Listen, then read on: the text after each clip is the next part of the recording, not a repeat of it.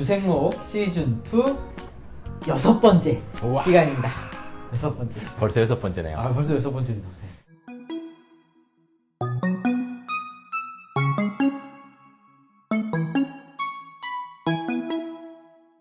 지난주에 또 야외로 나가서 촬영을 했는데요.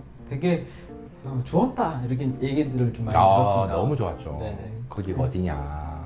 거기 관악산 그 데크길 가다 보면 이렇게 아래쪽으로 내려가는 길이 있어요. 그래서 그쪽에 저희가 자리를 잡고 찍었었습니다.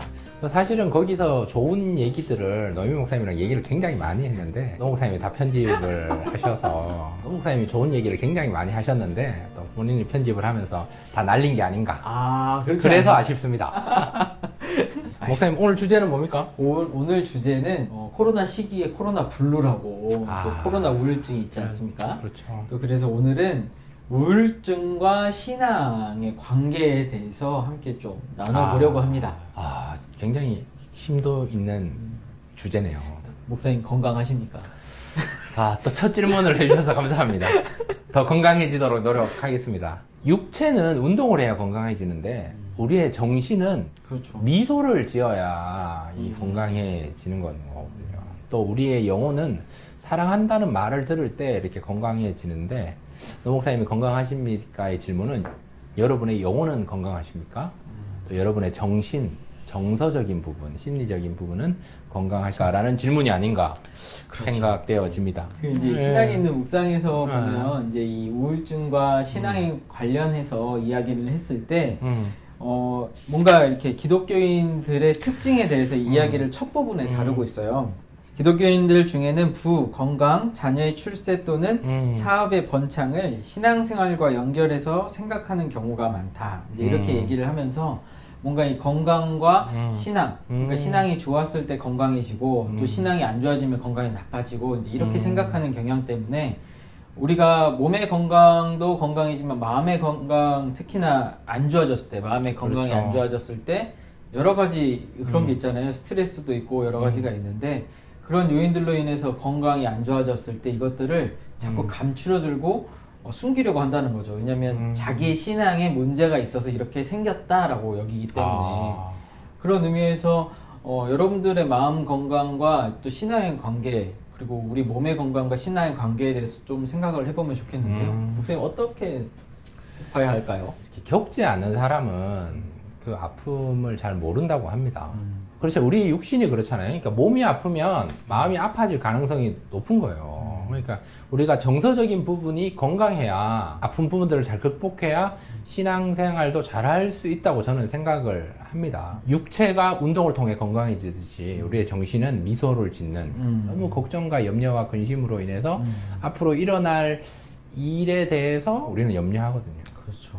두려움으로 다가오고 이것이 우리를 삼키려고 하면 정서적으로 우리 안에 거짓자들이 자꾸 생각나고 빙산이 물 위에 나와 있는 부분은 요만큼인데 그 아래에는 엄청 크잖아요. 그렇죠. 보이지 않는 그 부분을 어떻게 잘 극복을 하느냐 이것이 우리 안에 필요하지 않는가 생각이 듭니다. 질병과 신앙을 연결을 지을 때 이것이 죄의 결과 혹은 신앙이 약해져서 심판의 결과로 보는 것이 굉장히 좀 위험해요. 이게 전혀 아니다라고 얘기할 수 있지만 무조건 이것만이 옳다. 그래서 뭐 아파하는 이들에게 기도해라. 기도해야 되는 건 맞지만 회개해라. 네가 잘못해서 그렇다 해서 이렇게 정죄하고 뭐 그런 것으로 인해서 하나님이 심판하셨다라고 생각되게 하는 것은 너무한 처사다. 이런 것들이.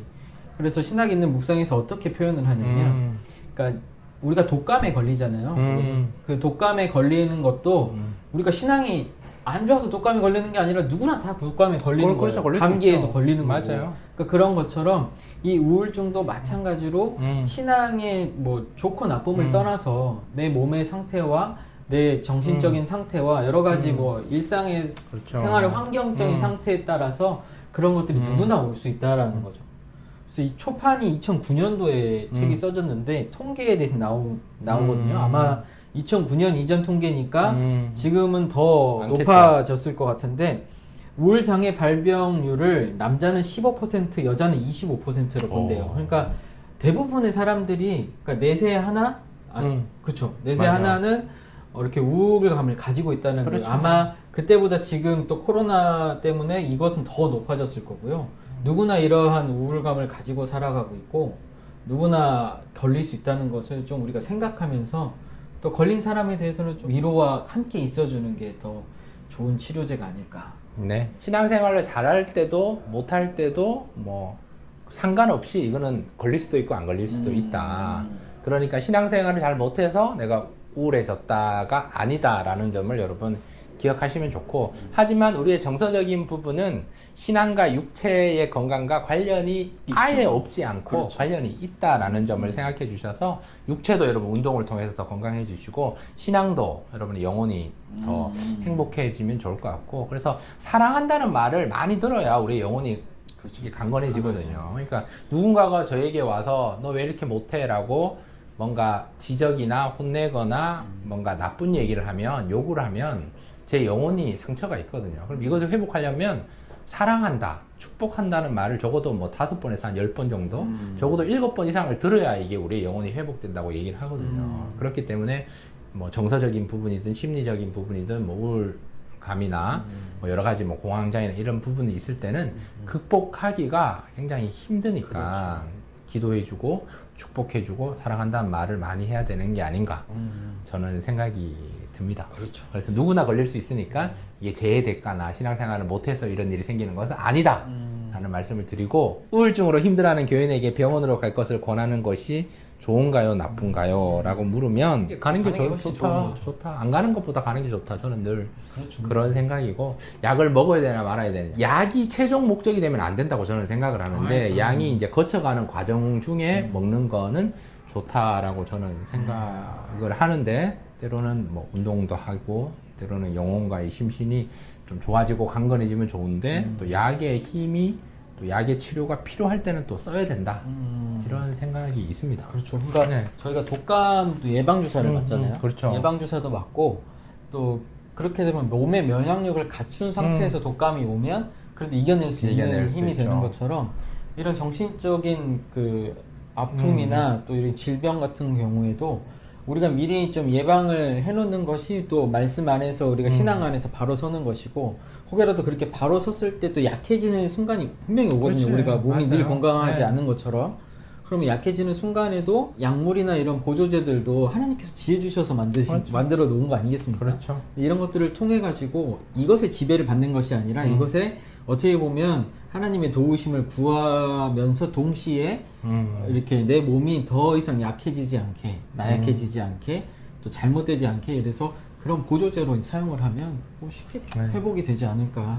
네. 네, 너무 아직은 저희가 그런 질병에 대해서 이렇게 많이 걸려보진 않아서 그렇죠. 또 이렇게 쉽게 얘기하는 것일 수도 있지만, 그럼에도 여러분들을 위해서 기도하고 있으니까요. 여러분들 힘내십시오. 혹시라도 이 방송을 보시는 분들 중에 또 이런 아픔이 계신 분들은 저희가 또 특별히 더 힘써서 기도하도록 하겠습니다. 그 뭐 파스칼의 그 팡세에 보면 나와 있는데, 우리 사람의 마음에는 이 빈 공간이 있다고 얘기를 해요. 이 빈 공간은 오직 예수님으로만 채워진다고 하니까 뭐 다른 어떤 걸로도 이게 안 채워진다 그래요. 뭐 돈이든 건강이든 뭐 어떤 것들이 다 채워져도 우울감이 있고 공황장애가 올 수 있는 거거든요. 그런데 그 빈 공간은 예수 그리스도로 채워진다라는 그 내용을 지금 생각나니까, 우리는 주님이 필요하구나, 주님이 없으면 안 되구나, 아 주님이 좀 더 필요하구나, 고쳐주세요라고 기도하는 그 자세와 태도는 필요하다고 저는 생각이 되어집니다.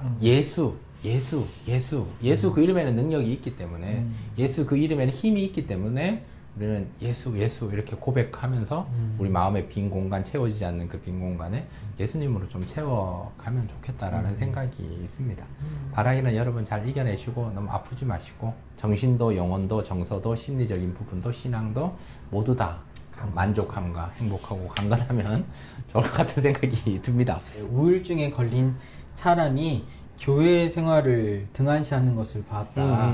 그런데도 우울증이 신앙과 연관이 없느냐라고 했을 때, 여러분 그게 이제 주변 시선에 대한 것들이거든요. 그렇죠. 그러니까 내가 우울증이 걸려서 내가 좀 아파서 그러면 주변 사람들이 그걸 느끼고 알아요. 그렇죠. 분명히 압니다. 근데 이게 교회에 와서 자기는 그것을 좀 위로받고 또 이렇게 뭔가 털어놓고 싶은데 사람들 눈빛이 무서워서 못 오는 것일 수도 있어요. 이런 부분들이. 그렇죠. 또 그런 아픔이 있어서 또 우리가 앞에 처음에 얘기했던 것처럼 신앙에 문제가 생겨서 이렇게 우울감이 왔다. 본인 스스로가 그렇게 그렇죠. 느끼고 계실 수도 있기 때문에 이런 부분에 대해서는 조금 우리가 생각을 다시 해야 되는 겁니다. 그렇죠. 그래서 꼭 그 신앙적인 부분 때문에 정신이 약해졌다, 아프다라고 하는 사람들에게 제가 꼭 드리고 싶은 말이 있는데 그게 신앙 때문이 아니라 신앙이 약해지면요 사랑이 없어지고요 누군가를 정죄하고 누군가를 그렇게 판단하는 것만 생깁니다. 그렇죠. 네, 그러니까 그런 것이 병이에요. 그런 사랑이 없어지는 게 가장 큰 병입니다. 우울증에 걸리는 것은 그 사람의 신앙과 직접적인 관계가 없습니다. 따라서 우울증을 겪는 사람에게 신앙이 없다고 말해서는 안 됩니다. 근데 하지만 넓은 의미에서는 우울증이 신앙과 연관이 될 수도 있습니다. 그래서 이 말은 모든 인간의 삶과 행위가 신앙과 연관이 있다는 뜻입니다. 그래서 넓은 의미에서 연관이 있고 이 신앙생활이 뭐 잘못돼서 우울증에 걸린다 이렇게 말씀하셔서는 안 되고 노무 목사님 말씀처럼 우리가 신앙생활을 잘하면서 사랑과 위로로 격려로 축복과 사랑한다는 말을 많이 하면서 그들을 함께 극복해내야 되는 게 아닌가 그렇죠. 생각이 듭니다. 특별히 지금 이 시기는 사랑과 위로가 정말로 많이 필요한 시기. 그렇죠. 네, 그런 의미에서 저희 그 행복지기 세움터 과정 중에 건강한 그리스도인이라는 그렇죠. 과정이 있어요. 그래서 책을 가져왔습니다. 네. 옛날 책이긴 한데 요즘 표지는 더 좋은 걸로 나왔는데 이 건강한 그리스도 여기서 말하는 이 건강은 정서적인 건강. 그래서 정서적인 건강이 먼저 회복이 될 때 이렇게 빙산 위에 보이는 것은 요만큼이지만 빙산 아래에 우리가 상처와 아픔을 이만큼 가지고 살아가는데 이것을 좀 꺼내서 한번 들여다보자. 그래서 이 정서가 회복을 하자.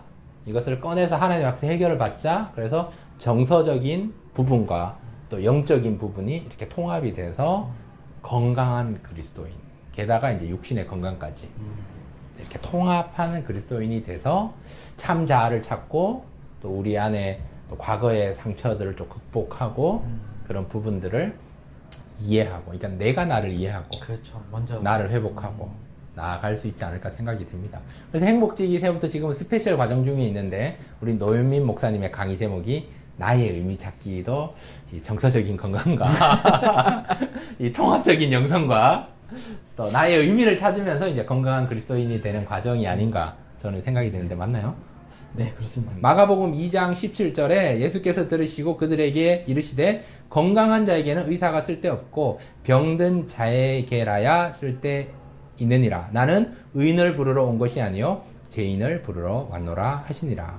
아멘. 예수님은 의사, 그리고 모든 사람들은 다 병든 자인 거죠. 영적이든 정서적이든 심리적이든 상처와 아픔이 있기 때문에 병든 자인 거죠. 그런데 중요한 것은 예수님은 스스로 의인이라고 여기는 사람을 내가 부르러 온 것이 아니고 스스로 내가 아프다, 스스로 내가 부족하다, 스스로 내가 죄인이라고 여기는 사람을 우리 주님께서 찾아주신다라는 말씀처럼 하나님 앞에서 내가 좀 우울감이 있다, 힘들어 하시는 부분들 주님께서 아시고 우리가 그것을 스스로 인정하고 하나님 앞에 나아갈 때 하나님께서 찾아주시고 만나주시고 회복해 주시지 않을까라는 기대를 이 말씀을 통해서 아멘. 기대를 해봅니다. 나의 의미 찾기 과정 중에서도 요 구절이 한번 나오는데요. 로마서 8장 26절.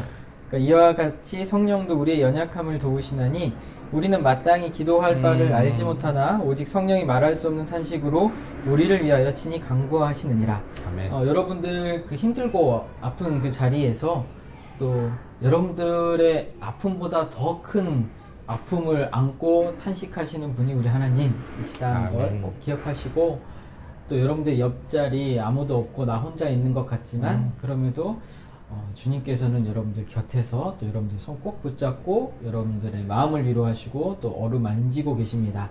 함께 울어주시는 주님이 계시기에 또 힘내시고 또 이 코로나로 인한 또 우울감도 모두가 다 떨쳐버리시고 또 하나님의 사랑에 물들고 또 서로의 사랑에 물드는 이 시기 되기를 소망합니다.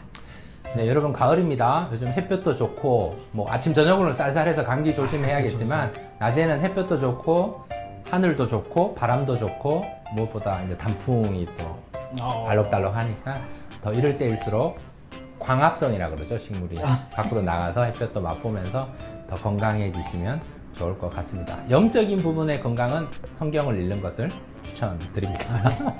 자, 오늘은 여기까지고요. 우리 다음 주에도 뵙도록 하겠습니다. 감사합니다. 네, 감사합니다. 네. 축복합니다. 생활하세요. 네, 7편으로 만나요. 구독과 좋아요.